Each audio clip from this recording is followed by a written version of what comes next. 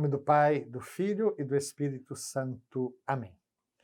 Caros irmãos e irmãs, no nosso último programa, nós começamos a falar sobre mais um título atribuído a Jesus, o título de Senhor. Estamos no parágrafo 446. Na versão grega dos livros do Antigo Testamento, o nome inefável de Deus, revelado a Moisés, e essa revelação do nome de Deus a Moisés está no livro do Êxodo, no capítulo 3, versículo 14. Eu sou aquele que sou, eu sou. Esse é um título que a Bíblia hebraica traz com 4 consoantes, né? Em português seria YHWH. Ninguém sabe mais exatamente qual era a pronúncia original. Com certeza não era Jeová. Jeová é transliteração dessas 4 letras com, ou melhor, a vocalização dessas 4 consoantes com as vogais de Adonai, feita pelos maçoretas, um grupo que deu um jeito de, no Antigo Testamento, colocar as vogais nos lugares adequados e, inclusive, fazendo notas explicativas. E daí o nome Yeovai, mas que certamente não era a pronúncia original, é uma vocalização posterior. Mas, como eu dizia, por respeito, os judeus não pronunciaram esse nome inefável, esse nome que não se deve dizer, durante tantos séculos, e aquela pronúncia original acabou se perdendo.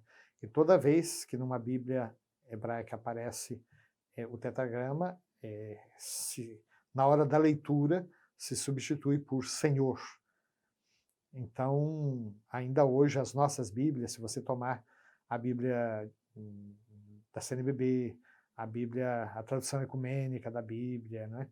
Essas Bíblias de estudo, a Bíblia do Peregrino, você não vai encontrar mais o nome transliterado, ou seja, lá aproximado, vai encontrar sempre a palavra Senhor em caixa alta, ou seja, com as letras todas maiúsculas, ainda que só a primeira seja um pouquinho maior que as outras. E assim, toda vez que na Bíblia aparecer o nome Senhor no Antigo Testamento, nós sabemos que está ali aquela palavra substituindo a grafia do nome de Deus, o nome que Deus revelou a Moisés. Eu sou aquele que sou. Na tradução grega dos livros do Antigo Testamento, esse nome já era traduzido por Kyrios, que quer dizer Senhor. Então, Senhor vai se tornar o nome mais habitual para designar a própria divindade do Deus de Israel. Neste forte sentido, o Novo Testamento utiliza o título de Senhor para o Pai. E também, e aí está a novidade, para Jesus, reconhecido assim como o próprio Deus. Veja, por exemplo, 1 Coríntios 2, 8. É interessante isso. O título Senhor era aplicado no Antigo Testamento como sinônimo ou substitutivo do nome divino e, portanto, como o nome próprio da própria divindade de Deus, do Pai. O Novo Testamento também se refere a Deus como Senhor, mas a grande novidade é que o Novo Testamento vai se referir a Jesus como Senhor. Ou seja, Jesus assume e também o Novo Testamento lhe atribui o nome divino, o mesmo nome com o qual Deus tinha se revelado a Moisés. Parágrafo 447. Jesus mesmo se atribui de maneira velada esse título, quando discute com os fariseus sobre o sentido do Salmo 110. Podemos ver isso em Mateus 22, 41 a 46. E também, de modo explícito, dirigindo-se aos seus apóstolos. Durante toda a sua vida pública, seus gestos de domínio sobre a natureza, sobre as doenças, sobre os demônios, sobre a morte e o pecado, demonstravam a sua soberania divina.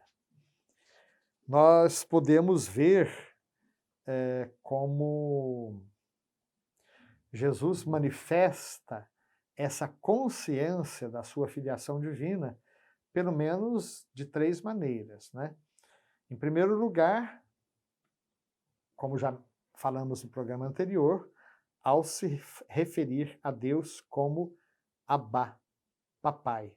Jesus tinha uma intimidade com o Pai que era muito além daquela que se esperava de qualquer judeu piedoso.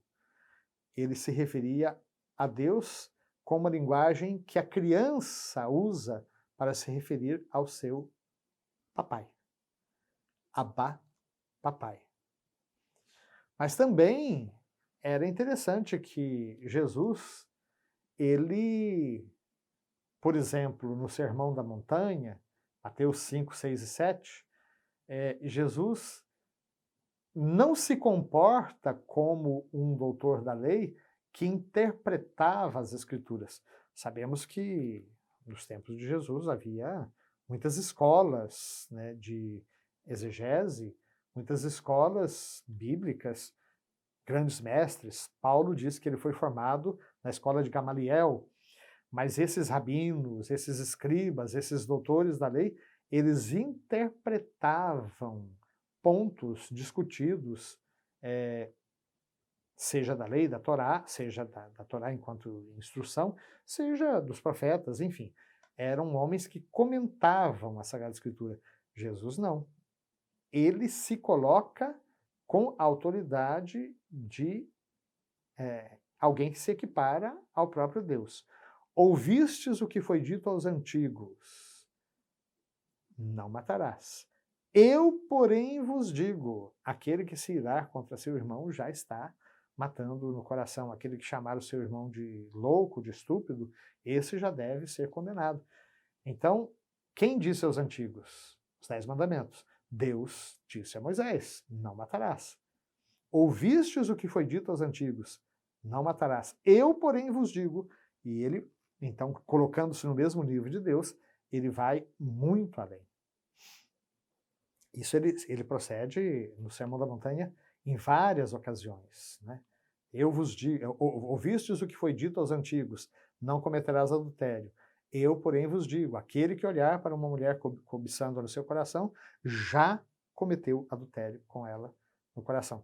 Então Jesus ele não vai cancelar a lei, mas ele vai tirar as últimas consequências.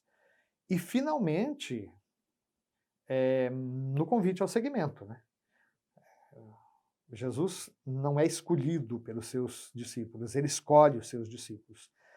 Mas em qualquer escola que se preze, uma vez concluído o curso, o discípulo se torna autônomo, quando muito ele tem boas recordações do mestre, gratidão, mas ele está formado, está diplomado. Na escola de Jesus não existe diploma. Nós estamos destinados a sermos eternos aprendizes, a sermos sempre discípulos. Mas não só isso, Jesus exige dos seus discípulos uma comunhão de vida e de destino. Aquele que põe a mão no arado e olha para trás não serve.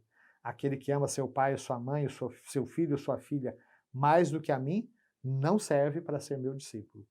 Nenhum mestre de nenhuma escola exigiria essa comunhão dos seus próprios discípulos. Então vemos que são muitas as circunstâncias em que Jesus vai deixando muito clara a sua consciência de uma filiação única, especialíssima do Pai. Que o Senhor nos abençoe hoje e em cada momento de nossa vida. Amém.